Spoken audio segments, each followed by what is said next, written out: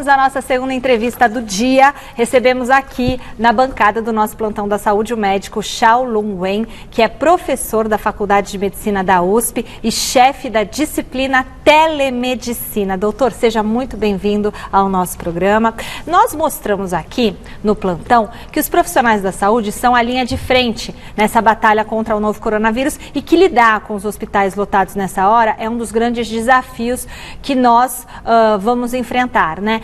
Como que a regulamentação da telemedicina pode ajudar nesse combate, nesse sentido?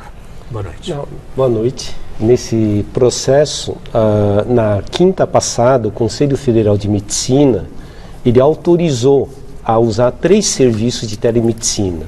São elas telemonitoramento, teleorientação e teleinterconsulta, que é quando um médico especializado interage com outro médico para aumentar a qualidade no ponto remoto.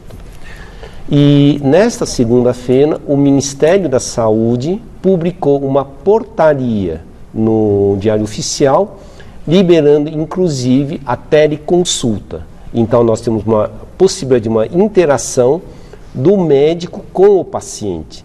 E aí nós temos a instrumentação de uso de meios interativos para oferecer melhor esses cuidados aos pacientes, se nós somarmos o Conselho Federal de Medicina e nós somarmos o Ministério da Saúde. Bom, doutor, antes do Celso fazer a pergunta dele, só lembrando para você que está em casa, você pode participar do nosso programa pelo WhatsApp 11 99 479 1633, fazendo perguntas aqui para o doutor. 11 99 479 1633, faz uma pergunta direta, rapidinha, até 10 segundos, com o celular deitado. E pode colocar também no Twitter a hashtag Plantão da Saúde, tudo junto, que o seu comentário aparece no programa. Doutor Xiao, é importantíssimo a gente ouvir do senhor qual a importância do isolamento no combate ao contágio da Covid-19.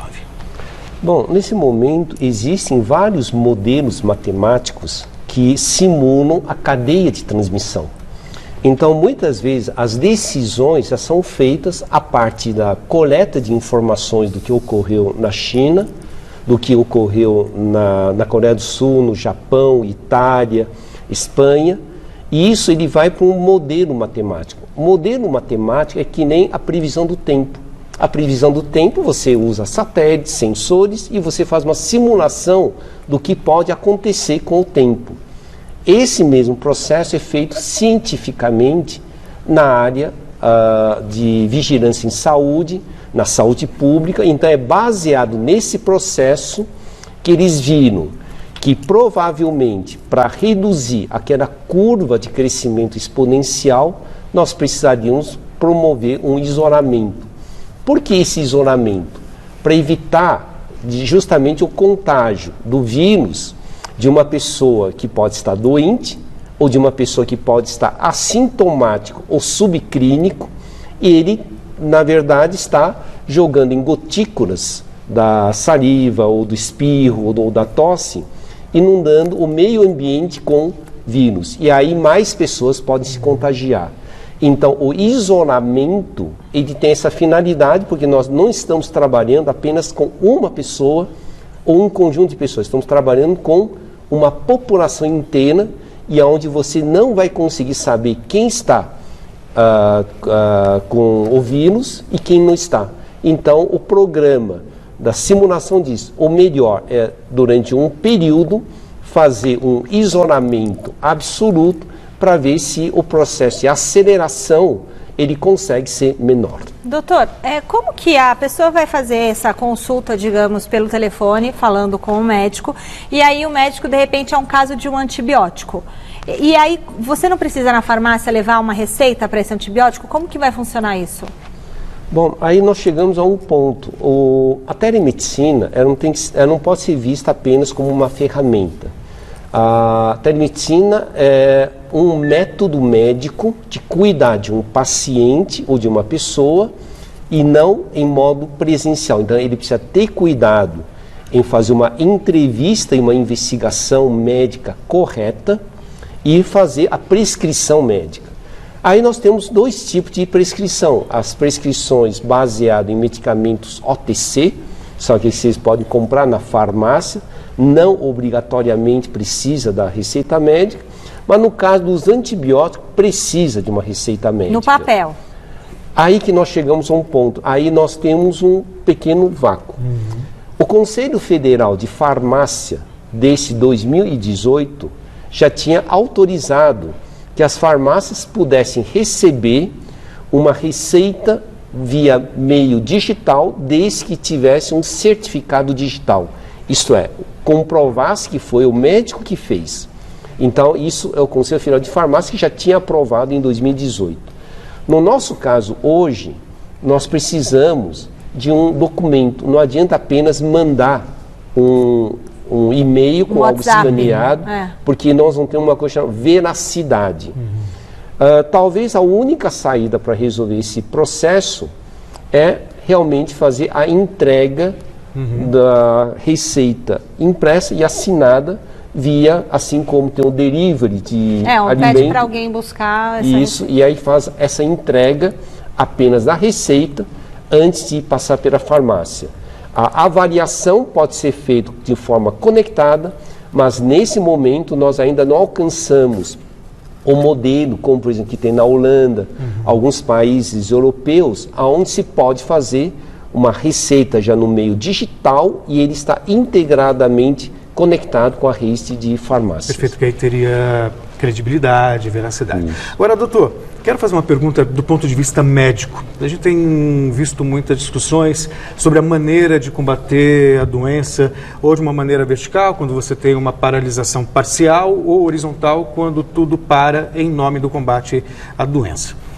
Qual é o caminho mais acertado por tudo que o senhor já viu nesses tempos de pandemia? Nesse momento, o mundo está caminhando pelo horizontal. Tanto que a Índia decretou quarentena para 1,3 bilhões de habitantes durante 2 semanas. Então, o que nós estamos vendo é que o mundo está optando por algo um pouco mais radical para tentar desacelerar o avanço da transmissão. O vertical, em princípio, para que ele tenha um funcionamento eficiente, nós precisamos ter um comportamento de educação muito bem feita e atitudes. Senão, nós vamos falhar. Então, como nós estamos trabalhando socialmente com diferentes camadas sociais, se optou por um modelo onde pudesse dizer, não, nós temos maior chance de ter o efeito. O lado mal do horizontal é que você para a sociedade como um todo. Portanto, ele tem que ter tem que ter um início e um fim. Caso contrário, nós podemos causar outros prejuízos para a sociedade como um todo. Tá? Então, eu só diria que hoje o mundo está caminhando pelo horizontal. Bom, e agora tem a pergunta do nosso telespectador. Vamos colocar na telinha. Oi, da Gazeta Esportiva, que é o Nicanor de Diadema. Quero fazer uma pergunta aí ao doutor. O que o Bolsonaro falou ontem, que é só uma gripezinha, era para nós todos sair de casa e trabalhar. Ele está certo? Sobrou, doutor. Esse é um ponto muito difícil de dizer, porque o coronavírus, o Covid-19, ele está merecendo muita atenção porque ele é uma mutação de um novo vírus. Toda vez que nós enfrentamos algo desconhecido, a primeira providência que nós temos que fazer é cuidar das pessoas de uma forma mais defensiva. Isso quer dizer, nós só podemos usar as nossas bases de evidência. Então, a área médica no mundo está trabalhando. Vamos fazer o que for possível nas nossas evidências para reduzir ao máximo as consequências. Tá? Então, isso é uma opção. O coronavírus não é um vírus novo. O coronavírus faz parte de uma família de vírus que já é conhecido desde a década de 60. O SARS de 2002, o MERS do Oriente Médio também era coronavírus. É verdade que o coronavírus que nós temos hoje ele tem menor letalidade que esses 2 outros coronavírus, porém ele tem uma capacidade de contágio muito grande. E como nós não temos imunidade social feito, então nós não sabemos qual é a consequência do impacto que isso vai gerar. E isso leva com que nós precisamos tomar atitudes um pouco mais, digamos, de proteção. A letalidade é um fato dizer que a letalidade do coronavírus ele é dependente da faixa etária e é dependente se a pessoa tem doença crônica. Isso é um fato, já está mais do que documentado. E eu acho que após o episódio do coronavírus, nós vamos aprender uma coisa: cuidar da nossa saúde. Quando nós temos doença crônica, vamos cuidar bem, e não é somente por causa do coronavírus, é estilo de vida. Tá? Então, atualmente o mundo está caminhando, apesar da maioria das pessoas poderem ter a autocura, nós precisamos tomar cuidado, porque nós estamos trabalhando numa sociedade como um todo e nós temos que proteger da melhor forma possível. O doutor daqui a pouquinho vai dar algumas dicas aí para você melhorar a sua imunidade, tá bom? Talvez agora, não sei se ainda dá tempo, né, ou não, mas o doutor daqui a pouquinho fala sobre esse tema mais forte. Então, nesse momento, eu diria que é boa nutrição, tá? Nós precisamos nos nutrirmos saudavelmente. Não existe medicação ou alimento que consegue ir contra o coronavírus, não é fato. Então, quem se cura do coronavírus somos nós. Nós somos a arma mais poderosa contra o vírus. Para que isso aconteça, o que nós precisamos? Garantir boa alimentação, estresse, depressão, ansiedade provoca uma queda de imunidade. Portanto, nós temos que tentar resolver isto, seja por prática esportiva, atividade de exercício, uma conversa de lazer, tudo que lhe dá prazer, que lhe dá aquele sorriso tem que ser cultivado. A outra é o ambiente intradomicílio. Mantenha a casa com um fluxo de ar arejado, senão você tem um acúmulo de bactérias, vírus e outro. Então, manter bem arejado, isso é importante. Nós temos que cuidar da limpeza, tá? Muito se fala sobre álcool, porém, a água sanitária na proporção de 100 ml para 900, o recomendado pelo Ministério da Saúde, também faz parte da higienização. Então, manter o máximo possível da higienização. E nós temos que tomar um cuidado para nós não criarmos uma neurose. O importante é agir corretamente e não ter uma neurose. Eu só queria talvez transmitir um recado. Por favor. Nós falamos muito em lavar a mão várias vezes. Passamos álcool. O que isso faz? Ele retira o óleo natural que temos na pele. É verdade. Se você passar uma semana dessa forma, você vai correr o risco de ter a pele ressecada e até poder ter fissuras. Então, não se esqueçam também de cuidar da pele, passando, nesse caso, hidratante. É verdade. Agora, doutor, voltando à questão da telemedicina, como é que ela tem atuado nesse período de pandemia e se a partir, quando a gente passar por tudo isso, se é um caminho sem volta no Brasil? Olha, a pandemia vai ser uma grande oportunidade para nós aprendermos a usar de forma correta. A telemedicina, para resolver o problema de pandemia, não basta a telemedicina de serviço, nós temos que criar uma logística. Em geral, chamo de telemedicina de logística coordenada em saúde. Nós precisamos não só atender, mas nós precisamos investigar e fazer o encaminhamento eficiente e resolução de problema. Eu acho que vai ser uma ótima oportunidade e nesse período, não só usar a telemedicina, mas nós precisamos ofertar o máximo possível de cursos, inclusive para habilitar os médicos.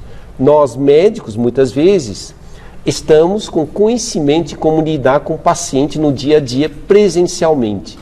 Talvez, de forma digital, precisamos ensinar alguma coisa. Então, eu diria, essa é a melhor oportunidade de nós formarmos a geração de médicos que sabem utilizar de uma forma consciente e correta a telemedicina. E só para fechar uma questão, não existe uma separação medicina e telemedicina.